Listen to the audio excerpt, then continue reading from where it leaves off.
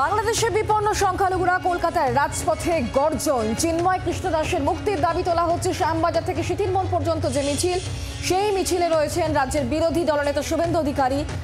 ধর্মতলা থেকে park circus পর্যন্ত মিছিল বামেদের। দুটো ছবি এই মুহূর্তে দেখতে পাচ্ছেন। একদিকে শুভেন্দু অধিকারী নেতৃত্বে শ্যামবাজার থেকে সিটিরমোড় পর্যন্ত মিছিল, আর অন্যদিকে বামেদের মিছিল ধর্মতলা থেকে পার্ক সার্কাস পর্যন্ত। দুটো ছবি দেখতে পাচ্ছেন। একই সঙ্গে বিচারের দাবিতে ফের পথে বাংলাদেশের যে ঘটনা ঘটে চলেছে, চিন্ময় কৃষ্ণ দাস তিনি সঠিক বিচার পান, সুষ্ঠুভাবে বিচার হোক, এই দাবি তোলা হচ্ছে। সংখ্যালঘুদের ওপর যেভাবে আক্রমণ নেমে আসছে, প্রতিদিন নির্যাতনের শিকার হচ্ছেন সংখ্যালঘুরা বাংলাদেশে। আর সেখানেই কিন্তু এই মুহূর্তে দেখতে পাচ্ছেন একদিকে শ্যামবাজার থেকে সিটিরমোড় পর্যন্ত শুভেন্দু অধিকারী রাজ্যে বিরোধী দলনেতা, তার নেতৃত্বে আজকে এই মিছিল। আর অন্যদিকে বামেদের তরফ থেকেও কিন্তু মিছিল, ধর্মতলা থেকে পার্ক সার্কাস পর্যন্ত মিছিল বামেদের।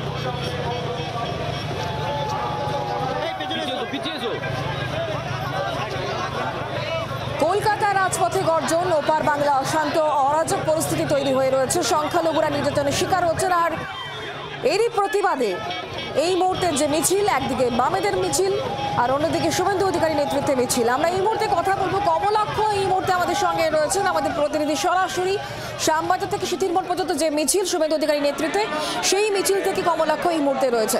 কমলাক্ষ, মিছিল কত দূরে এসে পৌঁছলো?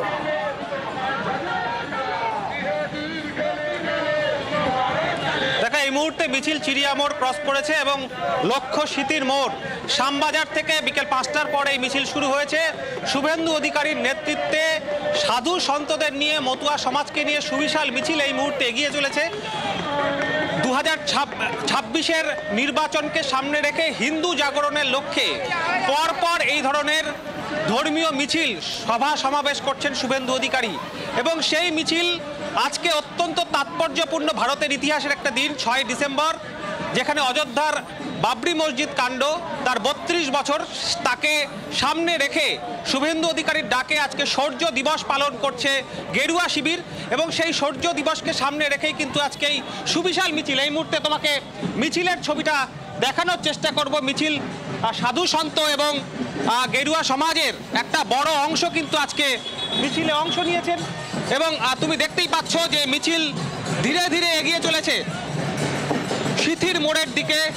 আমরা দেখতে পেয়েছি শুভেন্দু অধিকারী সহ বিজেপির বেশ কিছু নেতৃত্ব, অর্জুন সিং থেকে শুরু করে সজল ঘোষ, বেশ কিছু নেতৃত্ব, তারা কিন্তু আজকে এই মিছিলের নেতৃত্ব দিচ্ছেন।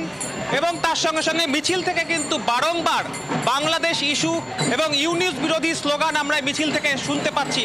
শুভেন্দু অধিকারী আজকে মিছিলের শুরুতেই বলেছেন, একদিকে যেমন শৌর্য দিবস, অর্থাৎ সেই অযোধ্যা কাণ্ডের ইস্যুকে সামনে রেখে যে মিছিলের ডাক দেওয়া হয়েছিল, এবং তার সঙ্গে সঙ্গে হিন্দু জাগরণের লক্ষ্যে বাংলাদেশ ইস্যুকেও কিন্তু এই মিছিলের অন্তর্ভুক্ত করা হয়।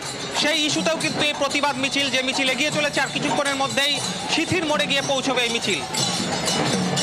একেবারে কমলাক্ষর সঙ্গে থাকো, সেই ছবি এই মুহূর্তে আমরা দেখাচ্ছি। শুভেন্দু অধিকারীর নেতৃত্বে মিছিল আস্তে আস্তে এগিয়ে চলেছে চিড়িয়ামোড় থেকে। আর খানিকক্ষণের মধ্যে এই মিছিল কিন্তু পৌঁছে যাবে সিটিরমোড়ে।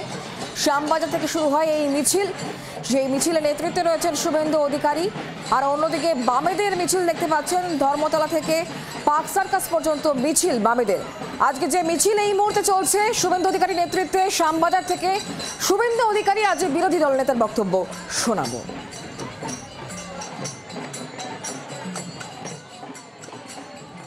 আমাদের কলকাতা থেকে যারা করসেবক গেছিলেন লক্ষ লক্ষ, তার মধ্যে রাম কোটারি, শরৎ কোটারি, তারা রাম জন্মভূমি পুনরুদ্ধারের জন্য আত্মবলিদান দিয়েছিলেন। আজকে রাম কোটারি, শরৎ কোটারিকে স্মরণ করে শ্রদ্ধার মিছিল, শৌর্যের মিছিল, সাথে সাথে চিন্ময় কৃষ্ণ প্রভুর মুক্তিসহ অত্যাচারের বিরুদ্ধে প্রতিবাদ মিছিল শ্যামবাজার পাঁচমাথার মোড় থেকে শুরু হবে, সিটিতে গিয়ে শেষ হবে। মূলত উত্তর কলকাতা এবং দমদম সহ পার্শ্ববর্তী এলাকার সনাতনীরা সমবেত হয়েছে, রাষ্ট্রবাদীরা সমবেত। ওপার বাংলা অশান্ত, এপার বাংলায় প্রতিবাদ মিছিল চলছে। শুভেন্দু অধিকারী নেতৃত্বে মিছিল, অন্যদিকে বামেদের ওই মিছিল। আর এই বিষয়ে শাসক দলের তরফ থেকে কুণাল ঘোষ তার বক্তব্য শোনাবো। বাংলাদেশে সংখ্যালঘুদের উপর যে আক্রমণ চলছে, কেন্দ্রীয় সরকার নীরব কেন? নরেন্দ্র মোদী জবাব দাও, অমিত শাহ জবাব দাও, প্রতিরক্ষা মন্ত্রী জবাব দাও, বিদেশ মন্ত্রী জবাব দাও। বাংলা সুন্দরভাবে আছে, মুখ্যমন্ত্রী বারবার বলছে কেন্দ্র ব্যবস্থা নেই, বাংলার এখতিয়ার নেই। আমরা কি বিবৃতি দেব, আমরা কি অ্যাকশন নেব? আমাদের তো এখতিয়ার নেই। এটা আন্তর্জাতিক ইস্যু, নিশ্চয়ই কেউ প্রতিবাদ করতে পারেন, কিন্তু শুভেন্দুবাবুরা এখানে প্রতিবাদের নাটকটা না করে দিল্লির দরবারকে বোঝান না ওখানে হস্তক্ষেপটা করতে। বিজেপি নেতারা দিল্লির নেতাদের গিয়ে বলুন যে বাংলাদেশে অবিলম্বে ব্যবস্থা করুন, অবিলম্বে কড়া বার্তা দিন। লাগাতার খারাপ খবর আসছে, কিন্তু আমাদের এখতিয়ার নেই, কারণ আমরা একটা রাজ্য, বাংলাদেশ একটা দেশ। ফলে আমরা পশ্চিমবঙ্গ থেকে কিছু করতে পারবো না। নীরব হয়ে বসে বিজেপিকে রাজনীতির সুযোগ দিচ্ছে এই মোদীর সরকার। বাংলার আওয়াজ, বাঙালির আবেগ, জি 24 ঘন্টা।